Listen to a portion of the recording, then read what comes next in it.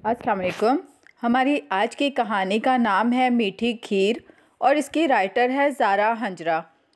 ईद का चाँद नज़र आते ही हर तरफ मुबारकबाद की सदाएं गूंज रही थी। सोशल मीडिया पर धड़ाधड़ पोस्ट और मैसेजेस और फ़ोन कॉल्स के सिलसिले पल भर में बाज़ारों में रौनकें लग गईं। हर तरफ गहमा गहमी, मुसर्रत व शादमानी के रंग यकसा नज़र आ रहे थे। या अल्लाह, तू हम सब गुनाहगारों के रोज़े कबूल फरमा और हम सबको इस खुशी के मौका पर हर तरह के गम व फिक्र से महफूज रख। साबिर साहब ने हाथ उठाकर दुआ की और बाकी सब ने आमीन कहा। किचन स्लैब के आगे खड़ी मुख्तलिफ मेवा जात काटती आयमा की सभी पेशानी पर पसीने की हल्की हल्की बूंदें इसके दिल में मौजूद खौफ की चुगली खा रही थी। लाउंज में खुश गप्पों का दौर चल रहा था। ये भी अच्छा था कि वो किचन में अकेली थी, वरना किसी और की मौजूदगी उसे यकीनन मज़ीद नर्वस करती। वो किचन में पहली बार तो नहीं आई थी, लेकिन किसी काम के लिए तो आज पहली बार ही आई थी। उल्फत जहाँ के छोटे और लाडले बेटे हमज़ा की शादी माह रमज़ान से 4 दिन कबल अनन फ़नन हुई थी। रिश्ता तो पिछले 6 माह से तय था, मगर अचानक शादी की वजह आयमा के भाई का अचानक जापान जाना था। शादी के फ़ौरन बाद रमज़ान था, इसलिए तमाम रिश्तेदारों ने नए नवेले ब्याहते जोड़े को अफ्तारियों पर मदऊ करना शुरू कर दिया। उल्फत की तीनों बेटियां, हमज़ा के करीबी दोस्त, आयमा का भरा पूरा ख़ानदान को पूरा माह एक तरह से ऐसे ही गुजारा कि रोज़ कहीं ना कहीं से अफ्तारी पर मदऊ होते। दरमियान में एक हफ़्ता आयमा मैके भी रही। मरियम शुरू में तो खामोश रही, मगर अब काफ़ी दिनों से सास के पीछे लगी थी कि देवरानी साहिबा को भी घरदारी में शामिल करें, लेकिन नंदों ने मना कर दिया था कि रमज़ान शरीफ में मसरूफियात ऐसी हैं कि वो खीर पकवाई रस्म में शरीक नहीं हो सकती। इसीलिए उल्फत ने तय कर लिया कि ईद पर ही खीर पकवाई की रस्म हो जाएगी। ईद की ईद और बहू की रस्म भी हो गई। छोटी नंद करीब ही रहती थी, इसलिए वो आज दोनों बच्चों के साथ अफ्तारी से पहले ही पहुंच गई थी। बाकी दोनों नंदों ने सुबह आना था। आयमा को खीर पकाई की रस्म एक इम्तिहान लग रही थी। नतीजा क्या होगा वो सोच सोच कर हलकान हो रही थी। अगर खीर अच्छी होगी तो सबकी नज़रों में वो सुगड़, और अगर ज़रा कमी कोताही रही तो सारी ज़िंदगी के लिए निकम्मेपन का तमगा मिल जाएगा। मरियम को आखिर मौका मिल ही गया। वो महीने से नई दुल्हन के लिए सास नंदों की वारफतगियाँ बड़ी मुश्किल से हजम कर रही थी। अभी मौका था कि इसे सबकी नज़रों में सिफर कर सके। मरियम 6 साल पहले घर की बड़ी बहू बनकर आई थी। तीनों नंदे अपने अपने घरों में भी थी, इसलिए घर का सारा काम मरियम ही को करना पड़ता था। उल्फत को भी फारिग बैठना पसंद नहीं था, इसलिए हर काम में इसके साथ पेश पेश रहती। वो किसी रवायती सास की तरह हरगिज़ ना थी। मरियम वैसे तो मुतमईन थी, लेकिन एक खलश इसके दिल में हमेशा से थी कि हैदर हर अहम मामला वालिदैन की मर्ज़ी से करता था। देखो मरियम, खाने पीने, पहनने, ओढ़ने, सोने, जागने, हर काम में तुम आज़ाद हो। कोई तुम पर मर्ज़ी मुसल्लत नहीं करता, लेकिन तमाम अहम अमूर वालिदैन के मशवरात से करने का कायल हूँ, क्योंकि इनकी समझ और तजर्बा दोनों ही हमसे ज़्यादा हैं। हैदर अक्सर इसके शिकवे ऐसे ही रद्द कर देता। सुसर साहब की पेंशन ही काफ़ी थी, किसी से लेना क्या, बल्कि घर को वही चला रहे थे। और कम अकल मरियम शुक्र करने की बजाय हर वक्त मुँह बसूरती रहती थी। अब जब से देवरानी आई थी, इसे लग रहा था इसकी हैसियत पहले से भी कम हो जाएगी, क्योंकि हर कोई इसके गुण गा रहा था। वो अक्सर जली कटी भी कर लेती, खुद हल्की हो जाती, लेकिन इसके किसी भी रवैये से बाकी तो किसी को शायद फ़र्क ही नहीं पड़ता था। ये इसकी अपनी सोच थी, और यही सोच अब साजिश बनना शुरू हो गई थी। मेरी शादी पे तो कोई दावत ना हुई। अब सबको पता चल गया है कि दावतें भी करते हैं। इस दिन बड़ी नंद के यहाँ अफ्तारी पर जाने के लिए वो तैयार ना हो रही थी। मरियम, जब हमारी शादी हुई इस वक्त बाजी के हालात बेहतर नहीं थे, और अनम इरम की शादी हमारे साथ हुई थी। अब हालात मुख्तलिफ हैं। हैदर हर बात में मस्बत पहलू निकाल कर उसे समझा देता, चलो ये तो हालात की वजह से हुआ, और जो मैं शादी के 7वें दिन ही किचन में आ गई थी, वो क्या मेरी आला ज़र्फ़ी नहीं थी? पर मुझे तो किसी ने सर आंखों पर नहीं बिठाया, और जिसे महीना हो गया है रोज़ बंद सवर कर निकल जाती है, कभी किसी काम में दिलचस्पी नहीं दिखाई, फिर भी मुफ्त की तारीफ़ें बटोर रही है। क्या ये भी हालात हैं, या तुम लोगों की नाइंसाफ़ी? वो भी भरी बैठी थी। अब मौका था, क्यों ना बोलती। तुमने अगर सारा घर संभाला तो ये ही अच्छा था, क्योंकि ये घर तुम्हें ही संभालना था। फिर अम्मी तो हर काम में तुम्हारा हाथ बटाती हैं और तुम्हारे साथ सारे काम करवाती हैं। और रही बात सर आंखों पर बिठाने की, तो कभी तुम्हें किसी ने बुरा बोलकर नहीं बोला, कभी कोई तंज नहीं किया। बच्चों को अम्मी और मेरी बहनें हद से ज़्यादा प्यार करते हैं। अगर हम इनके साथ बुरे बन जाए तो हमारी औलाद को क्यों कर चाहेंगे। वो फिर देखो घर सारा अब्बू चला रहे हैं, वो हम पर बोझ नहीं बल्कि हमारा बोझ बांट रहे हैं बगैर किसी एहसान के। इसलिए तुम दिमाग से मनफी सोचें निकाल दो तो बेहतर है। और रही बात आयमा की, तो वो अभी झिझकती है, और जब अम्मी ने कह दिया कि ईद पर इसे घरदारी में शामिल करेंगी तो तुम सब्र कर लो। हैदर ने अपने तय खूब समझाया था, मगर वो कम अकल कभी मस्बत सोच ही नहीं सकती थी। इसके दिमाग में बस एक चीज़ बैठ गई थी कि आयमा की हैसियत इससे ज़्यादा हो जाएगी, जो कि वो कभी नहीं होने देगी।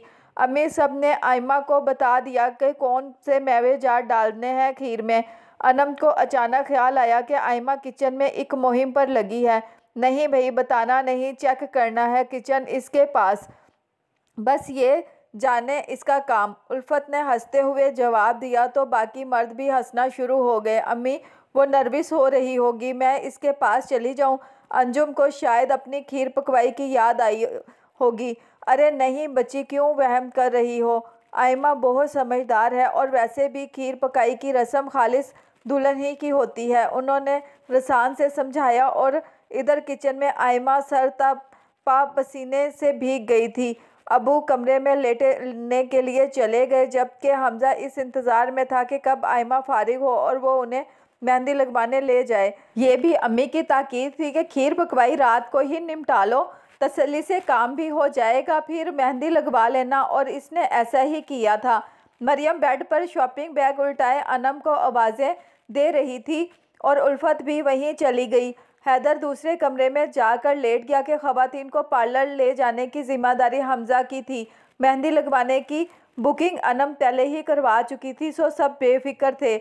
आयमा देच की मैं बराबर चमचा हिला रही थी, और वो अब मुतमईन थी कि खीर तकरीबन तैयार होने को थी। शाहिर का फ़ोन आ गया तो अनम छत पर चली गई, क्योंकि इधर बच्चों का शोर था। मरियम फैलावा समेटने लगी तो उल्फत भी इधर ही इसके बेड पर टिक कर देखने लगी। कभी कभी मौका कुदरत ही फराम करती है, वो पुरजोश हुई। अरे आयमा, लाओ मदद करो, अम्मी सो गई हैं और बाहर कोई भी नहीं, इसने पुकार कर कहा तो आयमा ने फ़ौरन मदद तलब कर ली। बाकी सब तो हो ही गया, मगर मैंने चीनी अभी तक नहीं डाली। मुझे डर लग रहा था कहीं कम या ज़्यादा ना हो जाए। मैं सोच रही थी कोई तो इस तरफ आए तो धीरे से पूछ लूँगी। अरे तुम फिक्र ना करो, बल्कि एक काम कर जाओ, फ्रिज से जूस निकाल कर पियो, देखो कैसी हालत हो गई तुम्हारी। चीनी मैं डाल देती हूँ। मरियम ने लपक कर डब्बा पकड़ा था।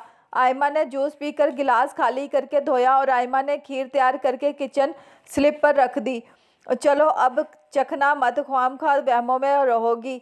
भोली सी आयमा ने 2 बाउल भर कर रखे, फिर गार्निश करके फ्रिज में रख दिए। ईद की सुबह मामूल से हटकर पुरौनक होती है। जिस तरफ नज़र घुमाओ मोहब्बतों, खुशियों, मुसरतों के रंग झिलमिलाते नज़र आते हैं। उल्फत जहाँ के घर भी खूब चहल पहल और रौनकें लगी हुई थी। साबिर साहब ने नमाज अदा करने के बाद सब बच्चों को ईदी दी थी, और हैदर हमजा ने भी अलग से सब बच्चों को ईदी दी। उल्फत जहाँ ने तीनों बेटों और बहुओं को ईदी दी। चलें अब मुँह मीठा करा दें कि अभी और इंतज़ार कराना है। साबिर साहब के सब्र का पैमाना झलक पड़ा था। दरअसल मीठी ईद पर वो हमेशा मीठा खाकर मस्जिद जाते हैं, मगर इस बार मीठा एक रस्म में मुंतकिल हो गया था, इसलिए सबसे पहले नमाज पढ़ने चले गए थे। दोनों बेटियां बच्चों शोहरों समेत आ चुकी थी, और आयमा के इम्तिहान का नतीजा निकलने वाला था। लाइट फ्रोजी कलर और पिंक कॉम्बिनेशन के कामदार सूट में वो खूब जच रही थी। वो चूड़ियाँ तो कम ही पहनती थी, लेकिन हमजा की दिलचस्पी देखकर दोनों खिलाइयों में खूबसूरत चूड़ियाँ भी पहनी थी, जो हमजा ने उसे रात ही दिलाई थी। वो फुर्ती और करीने से टेबल पर बर्तन सेट कर रही थी। मरियम भी पेश थी। चाय के साथ दीगर लवाजमात सजा कर सबको आवाज़ दी। आयमा ने खीर के बाउल लाकर टेबल पर रख दिए। हर लहजा शरीर था, वो मज़ीद कंफ्यूज हो रही थी। मरियम आज गैर मामूली तौर पर चहक रही थी, और बागौर अमामा की हालत मुलाहिजा कर रही थी। ज़बरदस्त, वाओ, कमाल, हर तरफ से ऐसे अल्फाज सुनाई देने लगे। मरियम को अपनी समात पर वहम हुआ। इसने उलझकर खीर का चमचा मुंह में डाला। खीर तो मीठी है, बेसाख्ता ही इसके मुंह से निकला। तो क्या आपने नमकीन बनवाई थी? मंजले बहनोई को शरारत सूझी और बाकी सब ने कहका लगाया। हंसी मजाक और शरारतों के माहौल में खीर खाई गई।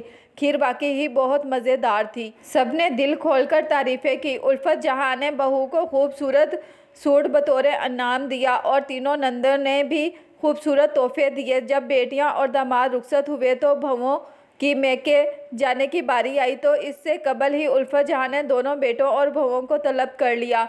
मरियम, तुमने ओछी हरकत करके अपनी कमजोरी दिखाई। सिर्फ अमाइमा को हम सब की नज़रों में फोहड़ बनाने के लिए सब इंगश्त बदनदात है कि आखिर ऐसा क्या हो गया था। रात जब ये लोग मेहंदी लगवाने गई तो मैं किचन में गई और ये देखने के लिए कि बच्ची से कोई कमी पेशी ना रह गई हो, खीर का चमचा लेकर चेक की। खीर बिल्कुल फीकी थी। मुझे मेहनत तो करना पड़ी। खैर, मैंने खीर तैयार करके फ्रिज में रख दी। जब ये लोग वापस आए तो अमाइमा मुझे मेहंदी दिखाने चली आई तो मैंने इसे धीरे से बताया कि खीर फीकी थी और वो मीठा डालना भूल गई थी। तो मारे हैरत के इसने मुझे अगली बात बताई कि मरियम ने किचन में जाकर इसे फ्रिज से जूस निकालकर पीने पर लगाया और ख़ुद चीनी डालकर खीर चूल्हे से उतार दी। अमाइमा ने खुद इसे चीनी का डब्बा वापस रखते देखा था जो इसने महज उठाया और रखा था। खीर में रत्ती भर भी चीनी नहीं डाली। मरियम का सर शर्म से झुक गया था। डाइनिंग टेबल पर इसके मुंह से बेसाख्ता निकलने वाला जुमला और अम्मी की बताई हुई बात सबकी समझ में आ गई थी। हैदर गुस्से से पेच व ताप खाता। इससे पहले कि कोई सख्त बात कहता उल्फत जहाँ ने इसे रोक दिया। तुम इसे कुछ नहीं कहोगे क्योंकि इसकी ये हरकत सबकी नज़रों में इसकी अहमियत सिफर कर चुकी है। अब कोई भी इस पर एतबार नहीं करेगा जब तक ये खुद को बदल कर सबकी नज़रों में सुर्खरू ना कर ले। उल्फत जहाँ ने इस मौका पर भी इसे रियायत दे दी थी और वो अहमक इनकी ये उल्फत आज समझी थी और फिर सबसे माफ़ी मांगकर गलती का एतराफ़ किया था।